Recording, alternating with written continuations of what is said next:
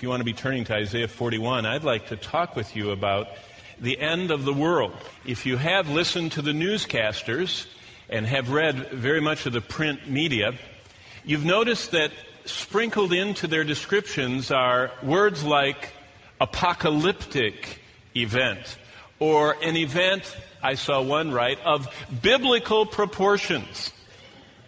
I thought that it was very interesting. Others would go on and talk about the fact that this is something like what it would be like at the end of the world.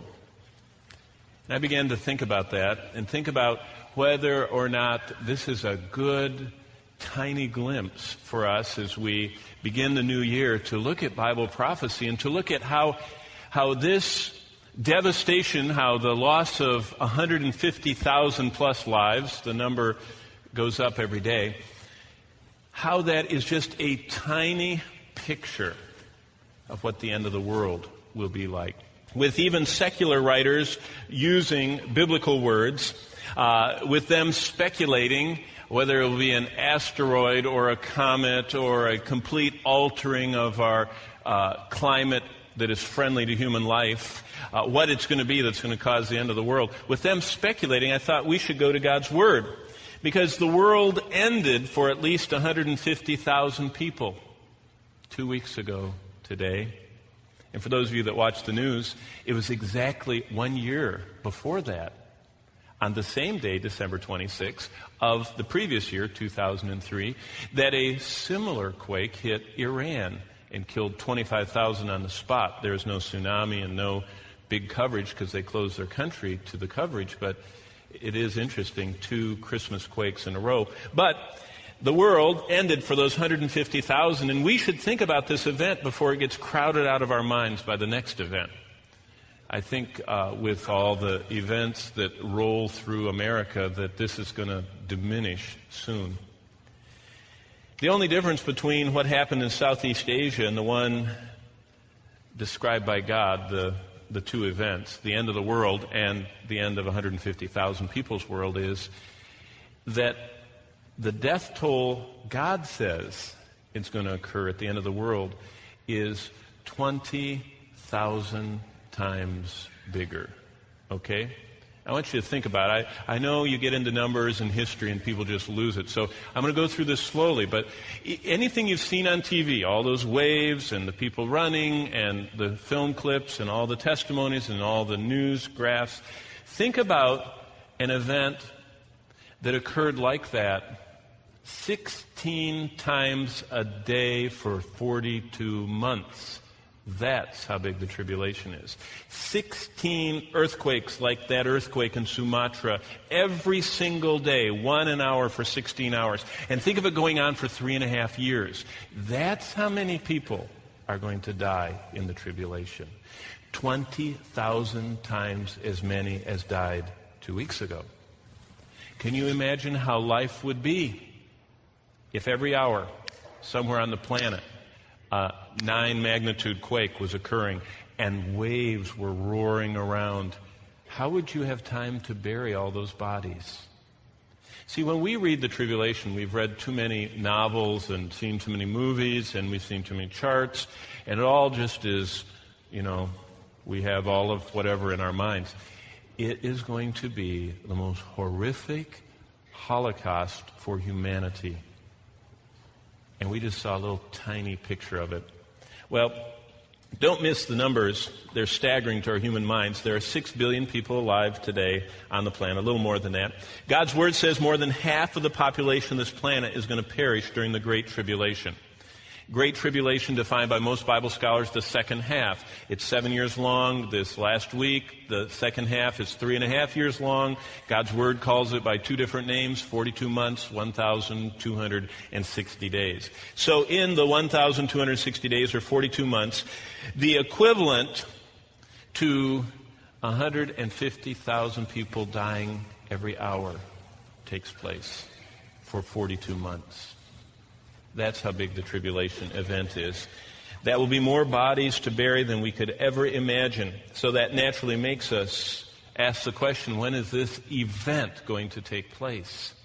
When is the end of the world going to take place? Well, you have before you in Isaiah 41, if you have a Bible this morning, a copy of the best-selling, widest-distributed book in the history of this planet.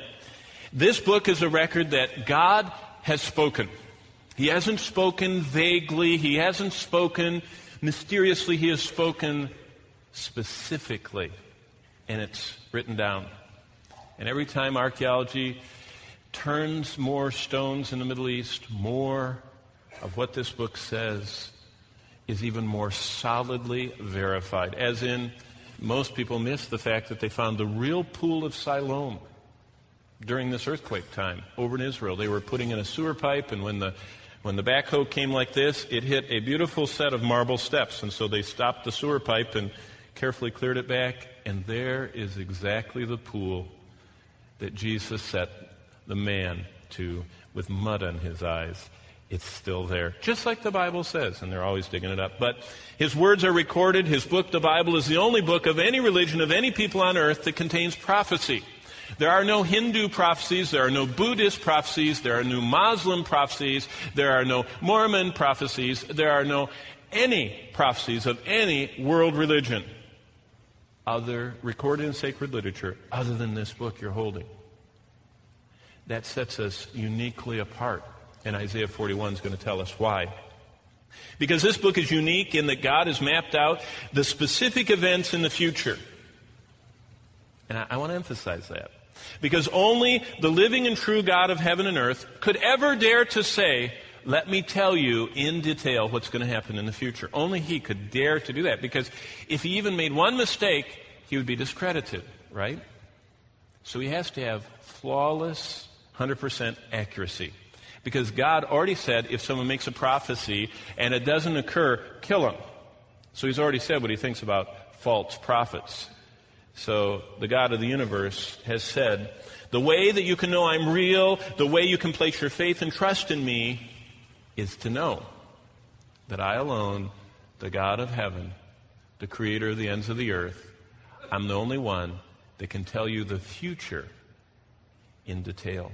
Isaiah 41, we're going to start in verse 23, because I want to introduce you to the God who can be trusted, the God who is proven He alone is God. I'm going to take you through a lot of verses. You might want to jot these in your Bible, especially when you see the conclusion. We're going to go all the way through chapter 48, starting in 41:23. Prophecy, Isaiah 41:23 tells us, is the test to show who is God, because only God can accurately know the future. The demons don't know the future. I mean, they can read the Bible. They don't understand the Bible. I mean, if Christians can hardly understand the Bible, do you think demons and the devil can? Absolutely not. But they kind of know something's going on. And so they try and vaguely inspire some of their occultic mediums. Jeannie Dixon from my generation, Nostradamus from a few hundred years ago. I mean, you can have these occult figures, and they give these vague predictions. But, I mean, I could make predictions. I could say there will be an earthquake today. There are over 1 million quakes every day somewhere. I mean, they can't measure them. They're so small, some of them. I mean, they don't even measure them under 2 on magnitude. So they don't even know how many there are. I mean, so I could make a prediction, and it's true. It's very vague. It's very general. God isn't general. Look what He says in verse 23. Show the things that are to come hereafter, that we may know that you're our gods. This is the Lord through Isaiah saying the evidence of who is God is who can, look at the beginning, show the things that are to come hereafter. In other words, able to accurately predict the future. That is the way to prove who's God. Now keep going down to chapter 42, look at verse 5.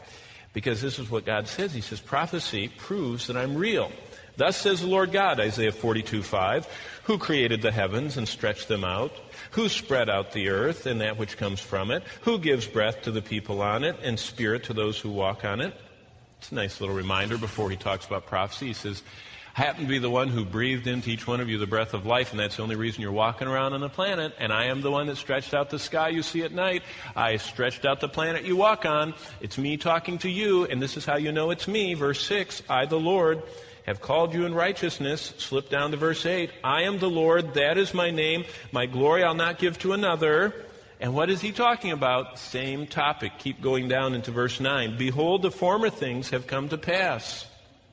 In other words, he says, everything I've said up till now has happened just like I said it. Continuing in verse 9, and new things I declare. Before they spring forth, I tell you of them. This is more of his evidence that he's God. He said, the one that created everything, including the ground, put the Spirit that gives you life within each of us. He says, I, verse 9, before events spring forth, I tell you about them. That's the proof I'm real. Look at verse 6 of chapter 46, okay? Turn over the page to 46 and verse 6. This is what the Lord says. Remember the former things of old, for I am God. There's no other God. I am God. There is none like me. Verse 10, declaring the end from the beginning. So whatever the end of the world is like, God's already declared it, right? He declares the end from the beginning. In fact, the first prophecy in the Bible is from Genesis 5 by a fellow named Enoch. It's recorded in Jude, the second last book of the New Testament. And it talks about the second coming of Christ with all of his saints already with him. That means that Jude was a dispensationalist. Isn't that amazing? Before there were dispensations. And I won't even get into that. Okay. But look at this. Declaring the end from the beginning. And the ancient things, and from ancient times, things that are not yet done, saying, my counsel will stand, and I will do all my pleasure. Prophecy proves God's reliable. What he's saying is, I'll do whatever I want to do, and what I said is going to happen. In other words, he's saying, you can trust me. I'm reliable. I'm the one that you can put your hope and trust in. I'm the one that's really God. I'm the one that knows the future. See how he's progressing? He's reasoning, by the way. Isaiah was reasoning with a declining number of God's people that were losing their adherence to God. And he was reasoning with them and saying, why are you bailing out on God? He's the only real God. Idols are false. He's the only one that's reliable. He is the true God. He's proved it. Now, keep going to Isaiah 48. Because prophecy is a test to show who is God. Prophecy proves God is real. Prophecy proves God is reliable. That's what 46, 9, and 10 says. But now 48 of Isaiah, chapter 48, verse 3, prophecy reveals to us the God we can place our trust in. Okay, look at verse 3. I have declared, Isaiah 48, 3, the former things from the beginning. It's kind of getting to be a repeated message. He just repeats himself, doesn't he? But he's trying to get this across. He says, I've declared the former things from the beginning. They went forth from my mouth. I caused them to hear it. Suddenly I did them, and they came to pass. By the way, Bible prophecies are kind of like I don't know enough about computer stuff, but, there are these programs people write that are just sitting out there waiting to do something bad, like viruses and stuff, and they're just sitting out there, hiding and waiting to spring forth. Well, that's a negative illustration. Look what he says. Suddenly I did them, in verse 3. He says, my words are in this prophetic light. My words, I'm going to cause them to come to pass. See, God has put all of his power behind his words. And he says, some of those prophecies haven't occurred yet, but when the time comes, they're going to spring forth and do what I told you. Look at verse 5. Even from the beginning, I have declared it to you. Before it came to pass, I proclaimed it to you. Lest you should say, my idol has done them. See, he's arguing against idolatry. The nation of Israel was, especially the southern kingdom, Judah, was under Manasseh, was going into idolatry. And they were bowing down to these gods that they made with their own hands. And he says, your gods can't tell the future. Only I can. Now look at verse 12 of chapter 48. Listen to me, O Jacob and Israel, my called, that's what his people were, his called ones. I am he, I am the first, I'm also the last. Doesn't that sound like Revelation? Same person speaking here. Indeed, my hand has laid the foundation of the earth. That's Jesus, the Creator. My right hand is stretched out to heavens. When I call to them, they stand up together. What he's saying is the whole universe is just waiting for God's command, and it just responds. Now, zip down to verse 17. This is why it's so important to realize prophecy is real. It proves God. He's reliable. You can trust in him because Because trusting God determines your destiny. Verse 17, thus says the Lord, your Redeemer, the Holy One of Israel. I am the Lord your God, who teaches you to profit, who leads you by the way you should go. I'm the only one that knows the map for your life. I'm the only one that knows what you need to know to make it through life. Verse 18, oh, that you had heeded my commandments. This is what God offers.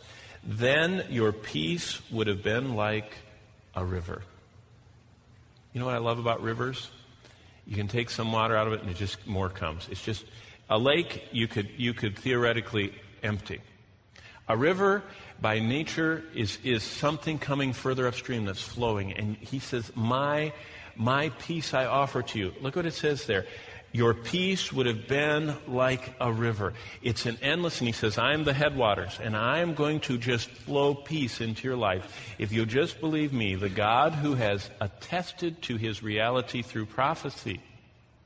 You see, the key to all this blessing of verse 18 is prophecy. Knowing down deep in your heart there's only one God. Because he has shown that he is the God of the universe, because he is the only one that can tell the future. He said, that's the acid test. For you to know that I am God, the God you can't see, the God you can't touch, the God you have never met in the physical world other than through his creation. I want you to know that I'm real because I have told you the future. And when it occurs, you know I'm reliable. So he said, my peace will be like the river. Look at the end of verse 18. And your righteousness like the waves of the sea. I love the ocean, too, because people can mess it up all they want. They can drag their feet as they walk down the shore. They can dig it up and make holes and build sandcastles and everything else and even leave their trash. And what happens? The relentless waves come, and after every wave gets through, it just flattens it all back out, smooth and perfect again, and takes all the trash and throws it up, on the beach and leaves that sandy strip just perfect again for the next set of footprints and buckets and shovels to go through. And he said, that's what my righteousness in you can be. I can make you have an endless cleansing, an endless newness. That's why we call God the God of new beginnings. And that's why Christians live in a river of peace with our righteousness like waves of the sea washing over us and God making us new and new and new. The Christian life is a series of new beginnings. So prophecy is the key, and prophecy is big in the Bible. Almost a third of the Bible is prophetic. Scholars have given their lives to study this. One man, I love his work, it's this thick, and it's his life's work. His name was J. Barton Payne. And he looked at every verse of the Bible. He was a Hebrew and Greek scholar, spent his life only doing that. And he looked at every verse and studied and cataloged and codified them. And then he wrote his lifetime in this encyclopedia. I'll reduce it down to 3 lines, okay? This is what he says. There are 31,124 verses in the Bible. Okay, so he counted them. Of these, 8,352 have prophecies. Point 3. Almost a third of the Bible is prophetic. Wait a minute. God says prophecy is a test to show who's God. Number 2, God says prophecy proves I'm real. Number 3, prophecy proves I'm reliable, God says. Number 4, prophecy reveals you can trust me, God says. Number 5, trusting God determines your destiny. So prophecy is the key. And guess what? Almost a third of this book you hold, as it was written, contained explanations in detail of what would happen in the future.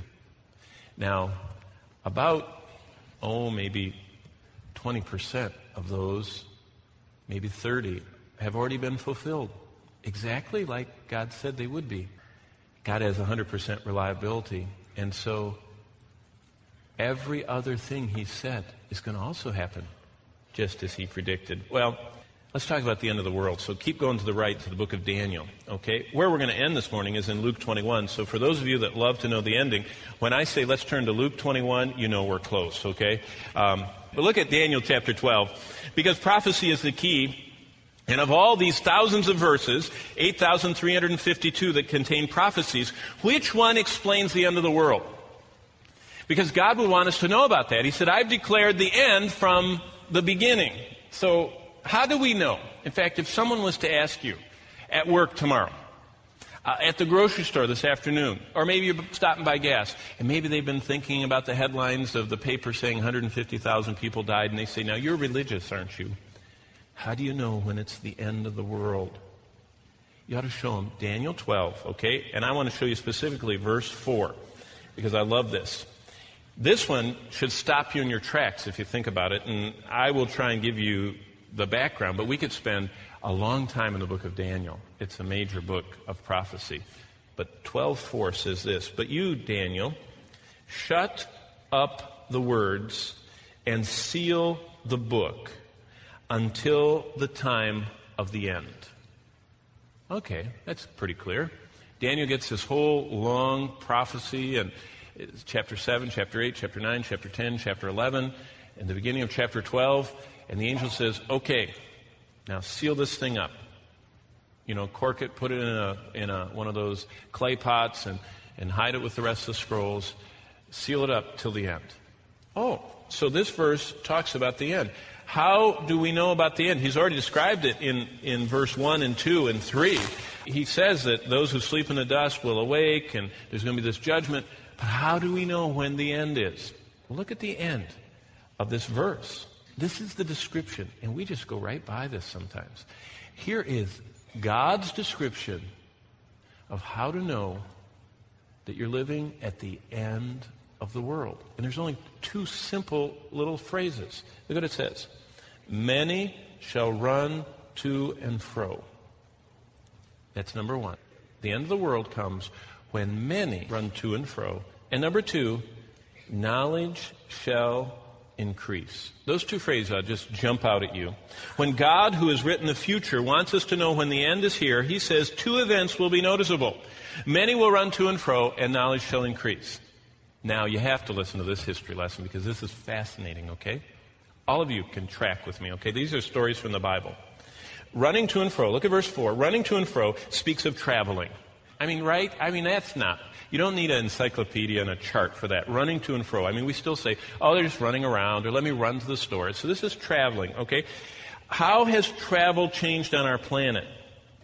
Now, unless you take a long view, you don't even get this, because we're so caught up with where we are. I want you to think about the long view. Someone living today has no idea how close we are to the end unless you step back. The pace of change is staggering. Now, I want you to think. For the last, I'm going to give you a 3,000-year history lesson, okay, in 30 seconds, okay? 3,000 years ago, David, you know, the one that wrote half the book of Psalms, hired wooden boats powered by wind, you know, sailboats, to bring special wood for the temple. His son, 40 years later, by the name of Solomon, actually built and operated a fleet of, listen, wooden ships powered by wind, by which Solomon carried on extensive trade with Africa, Europe, and parts of Asia. Okay? 3,000 years ago. A little bit after that, Jonah. Remember Jonah and the whale? Now, this is almost 3,000 years ago. Jonah, living in Israel, walked to a port city that's still there. It's called Joppa, and it's a beautiful little town right by Tel Aviv. He walked to Joppa, went to the docks, and bought a ticket. It says he paid his fare to sail to Spain. 3,000 years ago, people traveled in wooden boats powered by wind sails, and they went all over the ancient world. Okay? 2,000 years ago. Okay, you're still with me? That was 3,000 years ago. 2,000 years ago. The Apostle Paul traveled around the Roman world by foot, and often by foot walking to boats. They were made of wood.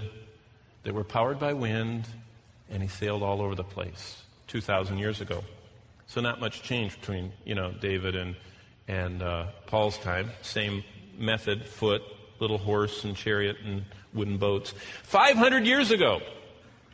3,000 years ago, David. 2,000 years ago, Paul. 500 years ago, Columbus set off to find a shorter way to get to China, and he climbed onto a wooden ship, not very much different from that of David, Solomon, and Jonah, and Paul. So 500 years ago, travel had not changed much.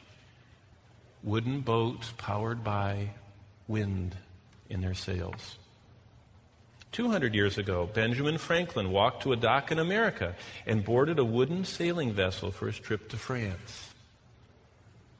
200 years ago, not much different than the ones from 3,000 years ago and 2,500 years ago. In fact, just over 100 years ago is when things began to change abruptly, and they stopped having merely wooden boats pushed by the wind.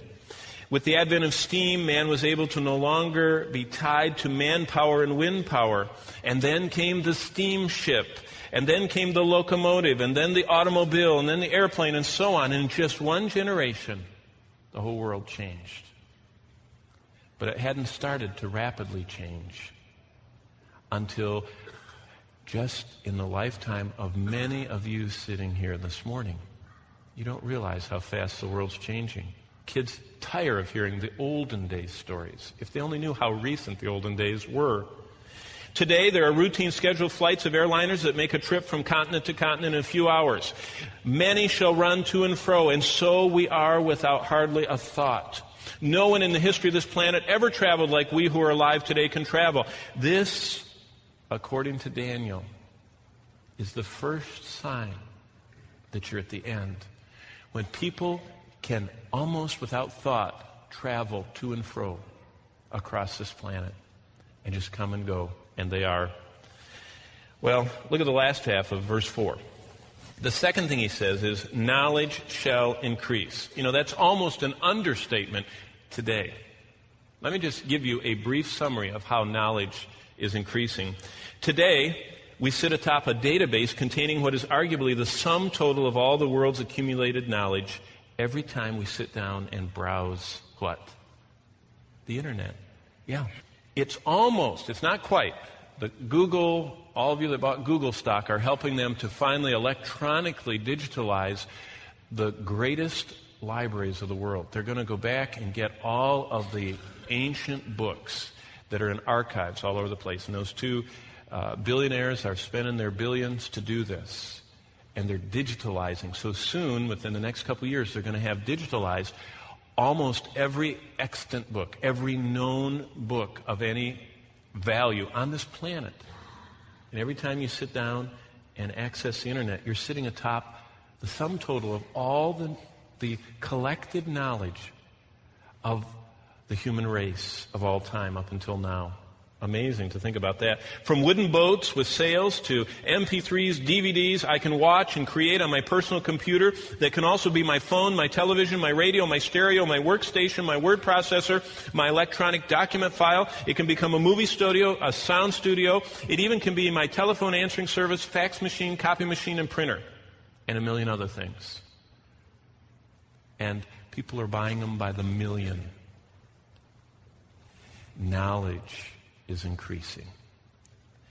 I mean, there's more information in the Tulsa world that you can buy that's this thick than the average citizen of Great Britain knew in their lifetime in the 18th century. I mean, we just have knowledge that we don't even know what to do with it all. But God said it was going to happen. Our generation is unique in all of human history.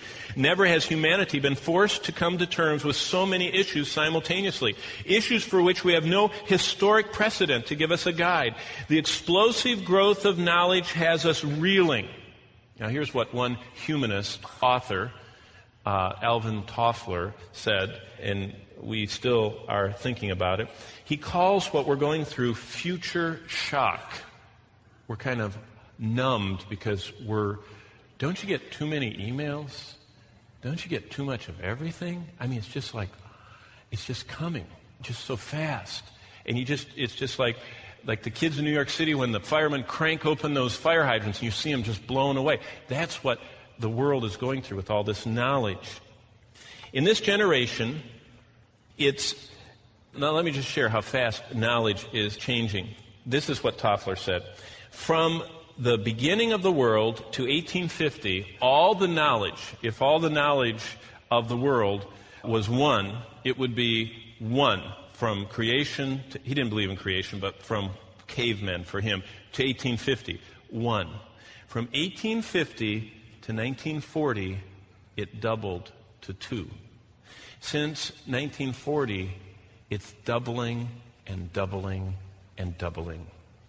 It's going up exponentially. And what he's saying is this: the doubling of human knowledge is increasing so rapidly, it's putting us in a place where we are shocked because we know too much. I'm not sure I don't know enough. I want to know more about the Lord. But I guess he's talking about evil. I don't know. But turn back to chapter 10 of Daniel, because I want you to see what happened. Daniel, and if you could imagine a big screen, sometimes I wonder what these prophets saw. And it sounds like they were almost sitting in a widescreen, surround sound, Dolby stereo movie, and because they're writing down as fast as they could what they were seeing. And what's interesting is Daniel, up through chapter 9, was doing pretty well. He saw through the advent of Christ and his crucifixion and the destruction of Jerusalem. And you know what he saw? He saw everything he recognized. Remember, 3,000 years ago they had boats, 2,000 years ago they had boats, 500 years ago they had boats, 200 years ago they had boats, 100 years ago they had wooden boats. So he could kind of understand this stuff he saw. But when he saw our generation, look at chapter 10, what happens to him?